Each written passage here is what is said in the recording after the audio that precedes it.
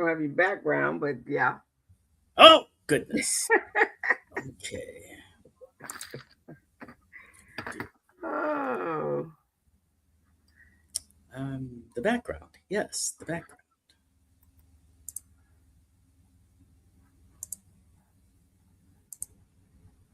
Let's see. Thanks. There's no background.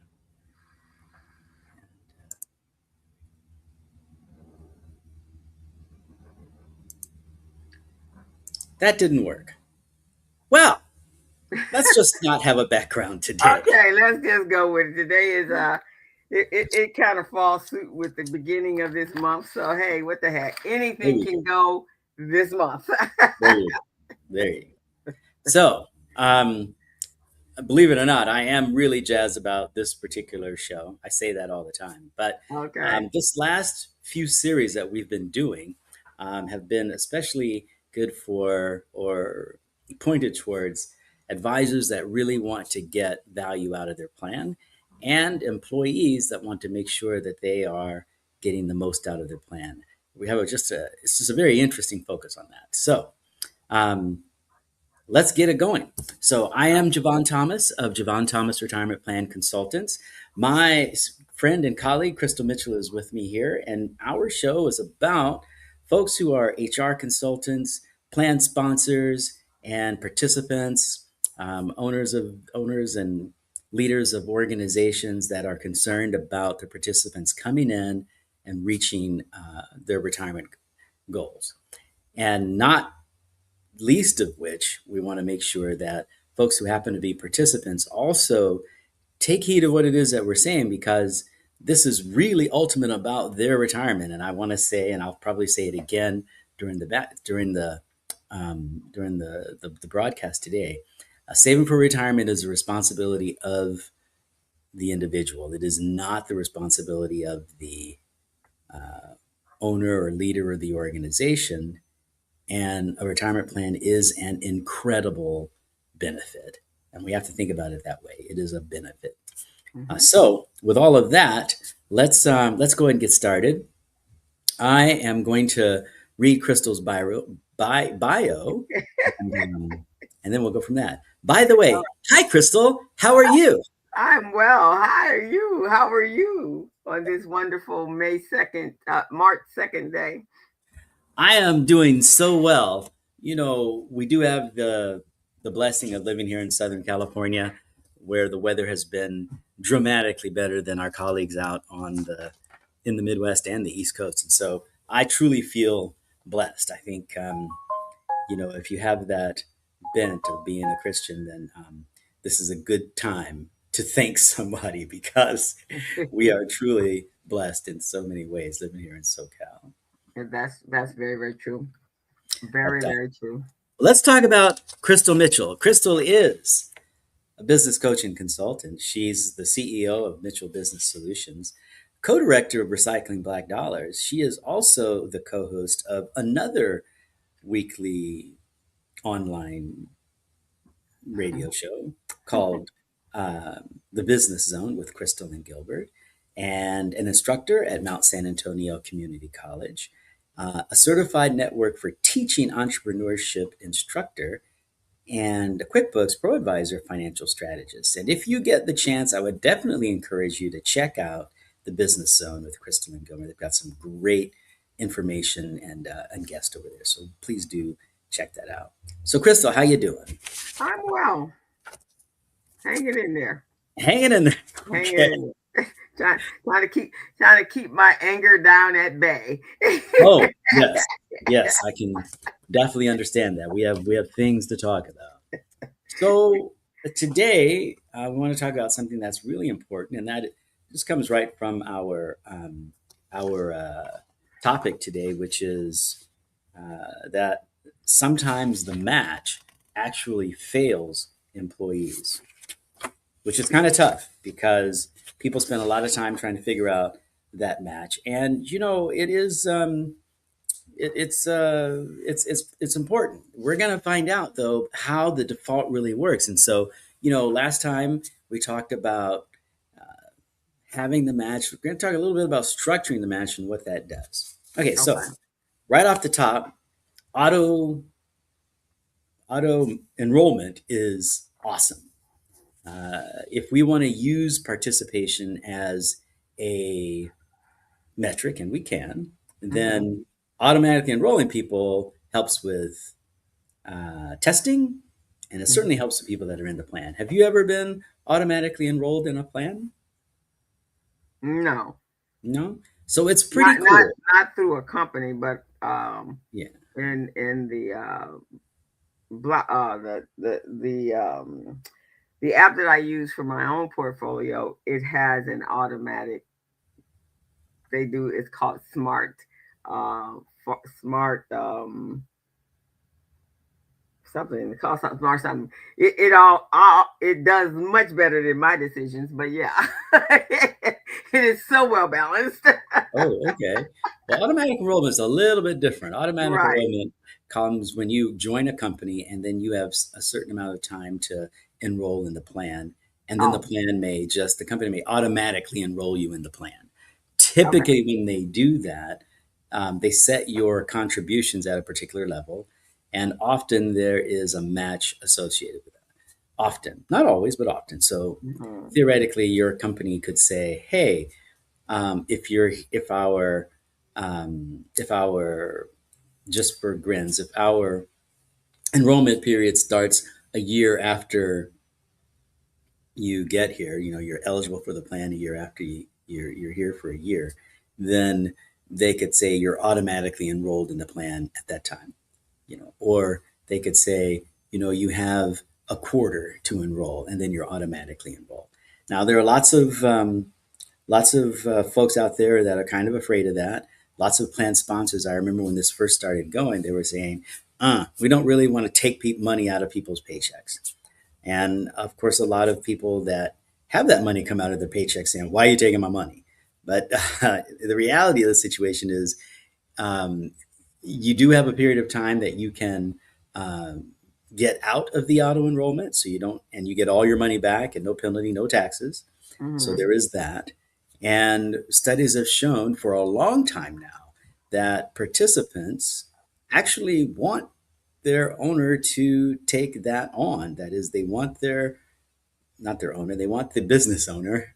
It goes strange there. They want the business owner or the organization leader to determine when they're going to get in the plan and to actually take that money out of their paycheck so that they don't have to do it. It becomes automatic. Um, the problem with that is employers have to set defaults. They have to set defaults with regard to the amount that you're going to contribute, defaults with where that contribution is going to go. And that's the trouble of time. And so for our folks, because I'm running these clips, I'm just going to say clip moment. Most employees treat default as the recommendation. Well, they are the employee. You know, when the employee is hired, it is well aware of the benefits, right, and what that is. So they do know within certain time frame that's what's going to happen, right? Well, I would say that's what we would hope. Okay. I know that depending on the time that we're talking about, I remember when I first came out of school, things could be different. I remember when I first got out of school, I was just happy to get a job. I wasn't even worried about the benefits. Just pay me, please. I need to pay the rent, right? And then, of course, I really wasn't concerned about healthcare or retirement because I was in my 20s. So I was going to live for a long time. So retirement was over there. And I was healthy as a horse because I'd worked my way through high school and worked my way through college. And so I was healthy. I really wasn't worried about getting sick. I never got sick. So for me, benefits were really just not that important. Okay. Stupid me, not smart at all. Very much the wrong thing to do. So for all those parents out there, I would say to you, please, please, if your children are getting their first job, have that talk. Not that one talk, but have that talk about this is what you do with your first job and hold them to it.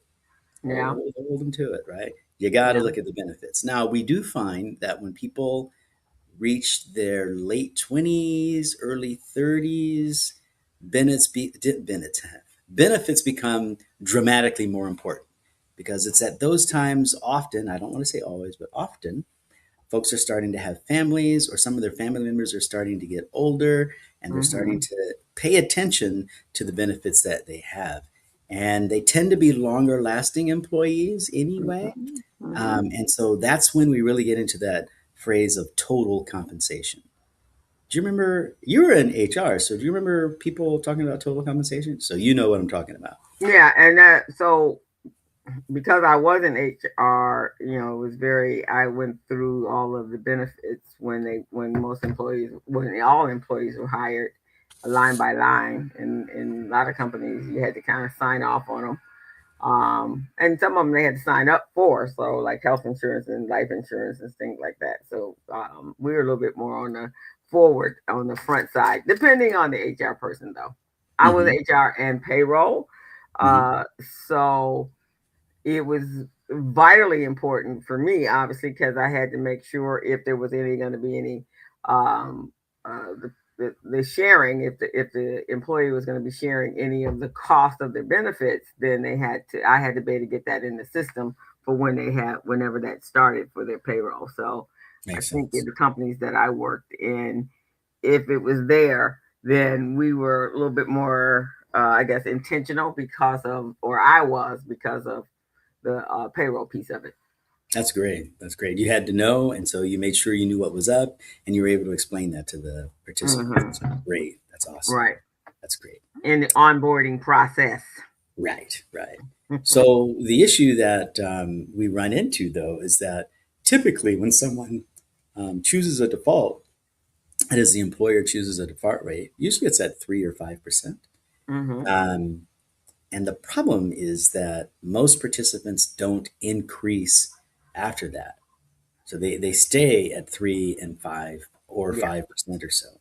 That's a problem Yeah. because that's just not really going to get it done. Most financial planners or financial advisors suggest that people who are working should contribute between 10 and 15% of their pay. So if they're only contributing 3 or 5%, or even let's say there's a match, let's say that it's what we call a safe harbor match, where a person is matched 100% of the first 3% they put in, and then 50% of the next two. So essentially, the person puts in five, the employer puts in four, you're at nine because that all that money counts. You're at nine, Hmm. but still falling short of what most financial advisors suggest you have, which is between 10 and 15%, depending on your age, right? And depending on when you get into the plan. So, of course, the younger you're in, the less risk you have to take and the more time you have to build, which is a good thing, which is why I say to parents again, have that talk with your kids.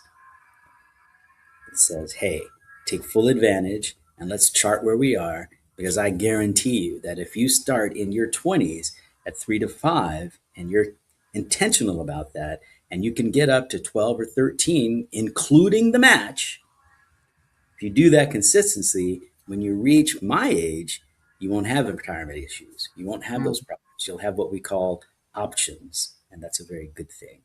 But if you don't, then we have to have a different conversation. So, Right. clip number two, I might as well put that in because I have a clip for Instagram and TikTok. Clip number two: saving something is not the same as saving enough. So, Right. getting that default, even getting that match, doesn't mean you are absolved of the responsibility. What it means is your employer's helping you out. And I would say if you're a participant and your employer does decide to do a match, that's not free money. Lots of people say that's free money. It is not free money. That money costs the employer whatever it is. And that employer thinks you're worthwhile an employee to invest in you an additional amount. So if you don't take advantage of that match, at least if you don't take advantage of that, you're in effect telling your employer, I don't need that. You just go ahead and help. You just go ahead and take that. So, number one, get the match. Number two, make sure that the amount that you put in Hmm. plus the amount that you put in. I like the way I said that. The amount you put in plus the match plus the amount that you contribute. All of that equals enough to help you reach your retirement goal. That's the real. Okay, that was clip number two. Okay, so what's the real deal? The real deal is that employees, unfortunately, think they're on track, right? Mm. We've given up taking responsibility for so many things in our country that we assume that if the employer is going to quote unquote take money out of our paycheck, and then if they're going to match the money that they took out, that that's enough. It ain't. I wish I could color code it, but it is not enough. It is not. And there's an expression out there that suggests, and we can, this is another clip moment. Clip moment. Small percentages today can bring big gaps tomorrow. Let me say it Yeah. again. Small percents today bring big gaps tomorrow. And I think also if you just are in tune and focused with what's going on, um, when you have a regular paycheck coming in every single week or every bi-monthly or whatever, however you get paid, and if your paycheck is not covering your monthly expenses, then and you have the ability to work or go get a second job or whatever it is you want to do, and you have the health and the mental health and the physical health, then you can kind of augment that, right? I mean, heck, a lot of folks drive Uber and Lyft for that very reason. But when you get to be when it's retirement time and you're on a fixed income and you didn't work your whole entire life, not too many people are all that anxious to go back out there and jump back into the grind once they realize, like, whoa, this is not working, because now I have far more my health bill, my bills, my monthly expenses exceed what I'm going to get for my retirement or from my social security or whatever that is. And also, if you think about today, Social Security seems to be something that's always on the chopping block, whether it's a reality or not. But it's on the chopping block, so you panic because, oh my God, I can't live on my 401k country, my pension. I can't live on without the Social Security. What am I going to do, right? So I think even though, so this is a good time. I don't care what age you are, to really look at what it means not to have enough to feed yourself, to buy your medication, and to at least have a decent life at retirement. Yeah, I could not agree more. And for a young person, if you haven't grown up with that, and I think we tend to do that in our society. We tend to take our old people and move them into places where they can be taken care of rather than keeping them in the home. We Mm-hmm. tend not to operate as a family. And I'm not Mm-hmm. going to say that I'm not going to say that's good or bad. It's just a cultural thing here in the US. Mm-hmm. But what it does lead to is number one, independence. Nobody's getting in your business. But number two, it leads to you need to be able to stand up and do things for yourself. And I think that when we talk about things like generational poverty and we talk about familial growth, we have to talk about what it is, how it is you think about saving for your retirement. We have to Mm-hmm. put that into the discussion. And it's time that Americans did that.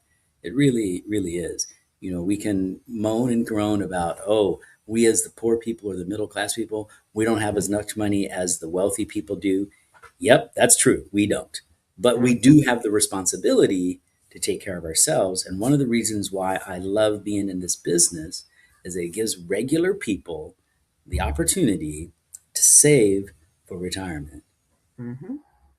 I mean, most of us really have a tough time saying, I'm not going to buy that. I'm going to put that money in my retirement plan and get the benefit later. Most of us just can't do that. I have a very tough time doing that. If I see the shoes, I'm buying the shoes. If I see the cheesecake, I'm eating the cheesecake. So when it comes to delayed gratification, I am horrible. But if that money comes out of my paycheck, I'm good. And if I can say, you know what, let me put a little bit more in, let me put a little bit more in. If I can do that every year, And if I can do that when the raise comes, then life is going to be dramatically better for me than Mm-hmm. it is now. And Mm-hmm. not to belabor the point, but things are getting more and more expensive. So the idea of saving less and less, that's just not it's not appropriate. Okay, Mm-mm. but off of my soapbox, what can an employer or an HR person, what can they do to actually help that employee out? Couple of things. Number one, auto escalation. Let's structure the match. Let's structure the match so that we got to put some money in order to get it, right? So instead of the Right. new 3 to 5, maybe we stretch that out a little bit, and you can talk with your financial advisor as to how to do that. Maybe you get a better match if you put more money in at the back end. Right. Another opportunity or another thing is re-enrollment. And it's one thing to enroll people at the plan when they start, but it's another thing to send out that notice every year that says, hey, time for you to re-up for the plan or not re-up. And that Yeah. happens most of the plans that I have, that's what they do. Another thing that employers can do, and this is one of my big things, one of the things I really like to do is educate participants, have that advisor available so that that employee can connect with them. They can sit down with them if they want. They can meet them on a Zoom call, whatever it is, but work with a retirement plan advisor that thinks it's very important to connect with employees. So, with that, of course, we got another clip time Nope. coming. And that is if you are an employer or you are an HR person, you do have the opportunity to influence the leaders of that organization. Just understand that defaults don't just guide behavior, they define behavior. Okay. So when you are thinking about putting that default in, which is a great thing, I don't want to say that's not a great thing. If you're really interested in your employees and you're putting that default in, understand the mindset of the employee. The mindset of the entrepreneur might be, okay, that's a little bit, let me go and do and da da da da da. The mindset of the employee might be, whew, you're taking this money, you're not already paying me enough, da da da da da da. It's a different mindset. Right. So um, that's one of the reasons why I like working with retirement plan companies that actually have um, not calendars, but those calculators that tell you, okay, if I have this much and I put this much in, how much am I going to make? And often, if you have a chance to work with your retirement plan advisor and they do a review for you, often that record keeper will have a statistic of how many people are 75% of their goal or how many people are on track to reach 8% of their pre-retirement income. Those calculators are out there. So take advantage of that. And then just kind of understand that, if you have a default out there, some people are just going to stay there. So you want to make sure you don't not communicate that that's just to get you started. It's just to help you out. Okay. Yeah. Yeah. I think the more, I think you just have to, the employer just has to be very, very clear. And I get that it's, more for the employer's benefit, but still, I've always been the least amount of questions that I get because I'm more thorough on the front end is much better for my life. It is. It is. It is. And I think if I am an employer or a business leader, um, then another clip moment, we really want to take a look at what behavior is driven by the defaults. Number one, defaults are a wonderful thing. They really are. It's the employer standing up and the employer or the business leader standing up and saying, I care about my employees. I want them to reach their retirement goal. I want to help them get there for several reasons. Number one, I get to matriculate people through the organization. So I Mm-hmm. get that young blood in, and I have the advantage of those older, mature employees helping those younger folks out. We've got that going on. Or Mm-hmm. number two, we get to have those younger employees who are generally less expensive come in, and by the time they start getting really expensive, we can get rid of them. So there are lots of business oriented needs to have a solid retirement plan with a solid match.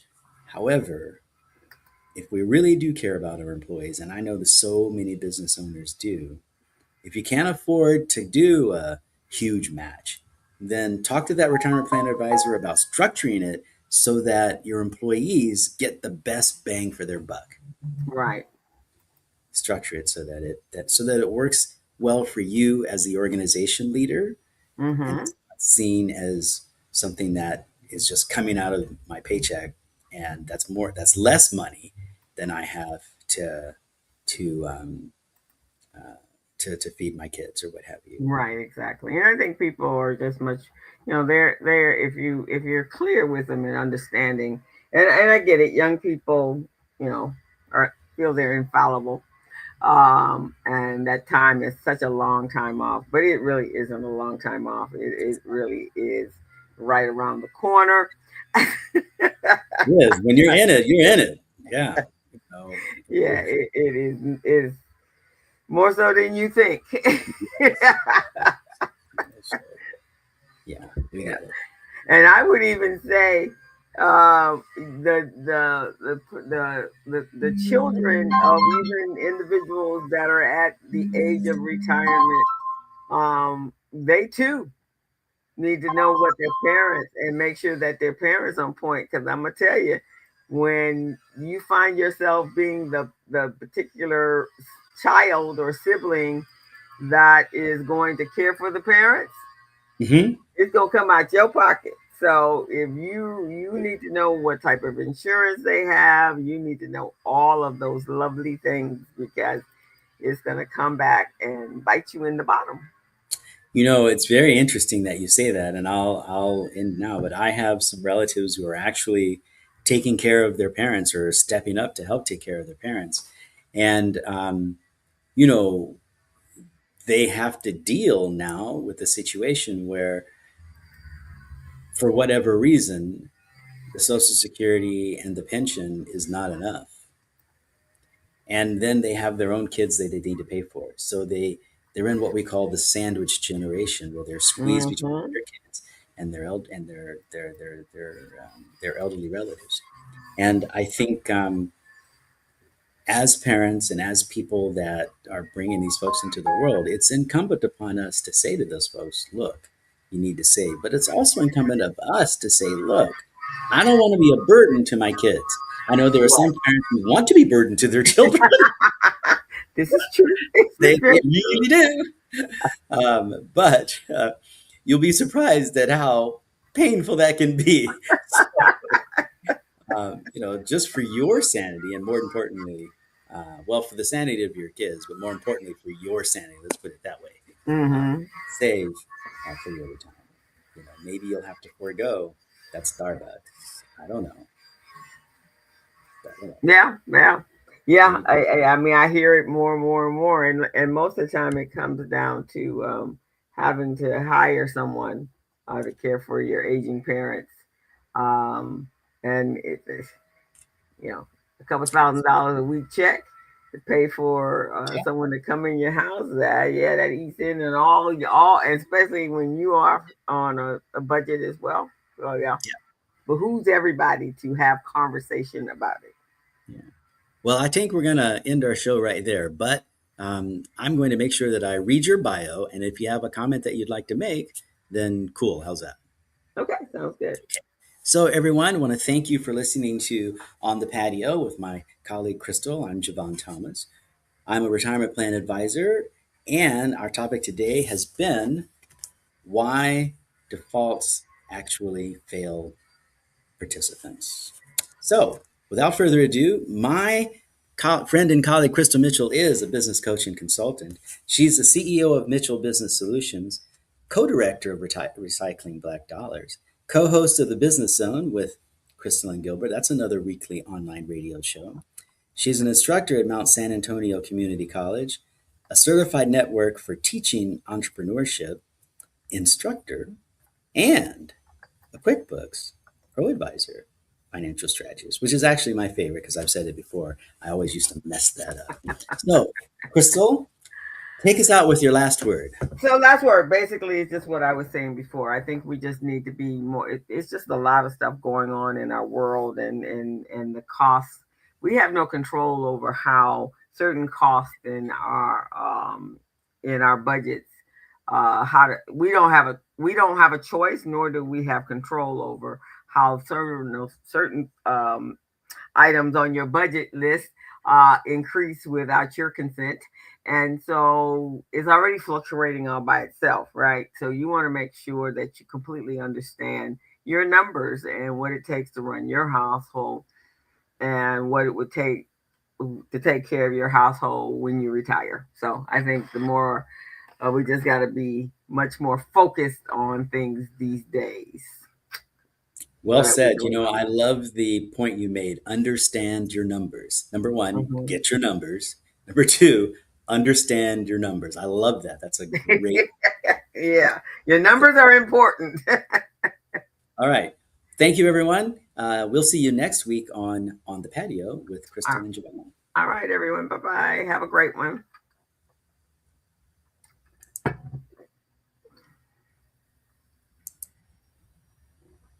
Okay, that ends the stream. I think that is it. Great show. Okay. What do you think of our new format? I've been using it for a few weeks now. Yeah, I like it. I like it. Yeah, Yeah, it's for focus, very focused. I do that for the business zone, and we have a format for the community briefing as well. But yeah, some other things I'm adding to. I think is important, especially since we're informing people how how much more connected they've been. So certain shows I even highlight some books or literature that they can actually buy and read, and that could be beneficial. good deal. Good deal. Actually, we put that in. I don't know how this is going. I'm going to end the stream. So if I lose you, it was great chatting with you, and I'll talk with you soon. If I don't Okay. lose you, then I need to tell you a couple things. Okay, so here Okay. we go.